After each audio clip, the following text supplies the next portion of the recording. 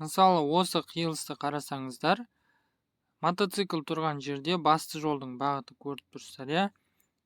Мына оң жақтағы жол басты жол деп тұр. Яғни жүк көлігіміз тұрған жол басты жол, және мотоцикл тұрғанымыз жол басты жол. Осы екі жол басты жол. Көк автокөлік тұрған жол ол екінші дәрежелі жол. Енді басты жолдағы көліктерге қарайсыздар, қайсы көлік бірінші жүру керек? Әрине, біз айтып өткендей, оң жақтан кедергі бірінші жүреді. Мотоциклге мына жүк көлігіміз оң жақтан кедергі болып табылғандықтан, жүк көлігі осы қиылыстан бірінші болып өтеді. Біз көк көлік екінші дәрежелі жолда тұрғандықтан, біз оған әзірге қарамаймыз. Біз осы екі көлікке қараймыз. Мотоциклге оң жақтан кедергі болған жүк көлік бірінші жүреді.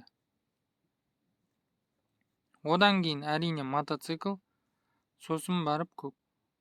Осы жағдайды қарастырсақ, бізде жүк көлігі тұрған жол басты жол, автобус тұрған жол басты жол. Мына көк жүк көлігі мен жедел жәрдем автокөлігі тұрған жер ол екінші дәрежелі жолдар.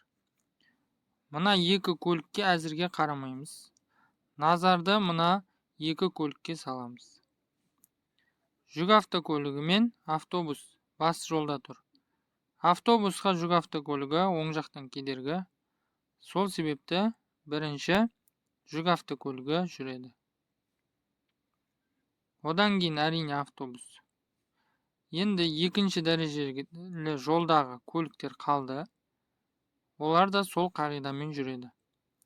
Бірінші жүк көлігі, одан кейін жедел жәрдем көлігі.